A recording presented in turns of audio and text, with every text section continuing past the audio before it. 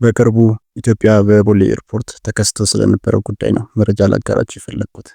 በርካታ ኢትዮጵያውያን ወደ ዱባይ ወይም የተባበሩት አረብ ኤሚሬቶች ለስራ ሊጓዙ ሲሉ ቪዛቸው ፌክ ነው በሚል ምክንያት ከኤርፖርት እየተመለሱ ነው። ይህ ግርግር የተፈጠረው በምን ምክንያት እንደሆነና በእነማን ላይ የተከሰተ እንዳለ እዚያ ኤርፖርት ውስጥ ከሚሰሩ የውስጥ ሰራተኞች ያገኙትን ዝርዝር መረጃ አብራርቼ ያቀርብላችኋለሁ። እስከ መጨረሻው ድረስ ተከታተሉ።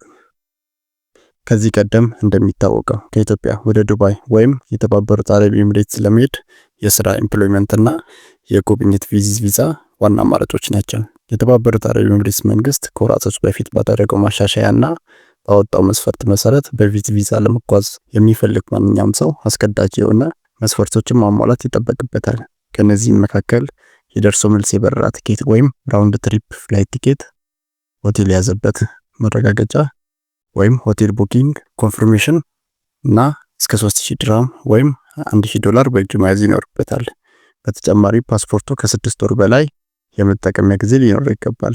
ከዚህ ሁሉ በላይ ደግሞ በአሁኑ ሰዓት ከኢትዮጵያ ኤርፖርት በ60 ቀን ወይም በ2 ወር ቪዛ መውጣት አይቻልም። የሚቻለው በ30 ቀን ወይም በ1 ወር የቪዚት ቪዛ ብቻ ነው። አሊያም ቀደም ሲል የዱባይ ጉዞ ታሪክ ወይም ትራቨል ሂስትሪ ያለው ሰው ቀላል ነው። እነዚህን መስፈርቶች ያሟላ ሰው ያለምንም መስተጓጎል መጓዝ ይችላል። ሌላኛውና ዋናው ችግር የተፈጠረበት የቪዛ አይነት ደግሞ ኤምፕሎይመንት ወይም የስራ ቪዛ ነው። ከዚህ ቀደም ለረጅም ጊዜ ኢትዮጵያ ውስጥና ከኢትዮጵያ ውጭ ባሉ ደላሎች አማካኝነት ተለምዶ የነበረ አንድ ህገወጥ አሰራር ነበር።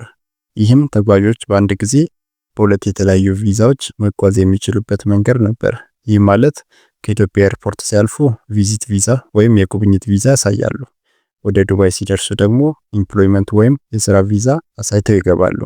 ይህ አሰራር እንደ ሀገር ብዙ ማህበራዊና ኢኮኖሚያዊ ችግሮችን እየፈጠረ ስለሆነ የኢትዮጵያ መንግስት ትኩረት ሰጥቶ ነገሮችን ለመቆጣጠር ጥብቅ እርምጃዎችን መውሰድ ጀምሯል። በቅርቡም ቦሌ ኤርፖርት ላይ ወደ ዱባይ ለስራ የሚጓዙ ሰዎችን ቪዛ ፓስፖርታቸውን በመጠቀም ቪዛቸውን ኦንላይን ቼክ ሲያደርጉት በሁለት የተለያዩ ቪዛዎች ለመጓዝ የሞከሩ ሰዎችን ነው እንዳይጓዙ ያቀዱት።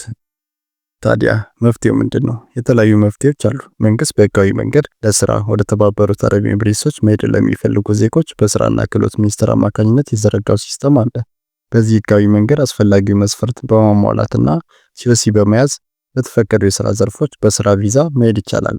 ሌላኛው አማራጭ ደግሞ ከዚህ ቀደም እንደተገለጸው የጉብኝት ወይም ቪዚት ቪዛን ብቻ በመጠቀም በተባበሩት አረብ ኤሚሬቶች የተቀመጡትን መስፈርቶች በማሟላት መጓዝ ነው። ነገር ግን እንደሚወራው ከኢትዮጵያ ወደ ዱባይ በስራ ሆነ በጉብኝት ቪዛ መሄድ በፍጹም አልተከለከለም ወይም አልታገደም። ጉዳዩ ህገወጥ የሆኑ አሰራሮችን መቆጣጠር ነው። ስለዚህ ሁልጊዜ በህጋዊና ግልጽ መንገድ ለመጓዝ ጥረት ማድረግ ከችግር ይጠብቃል። ይህ ቪዲዮ ጠቃሚ መረጃ እንደሰጣችሁ ተስፋ እናደርጋለን።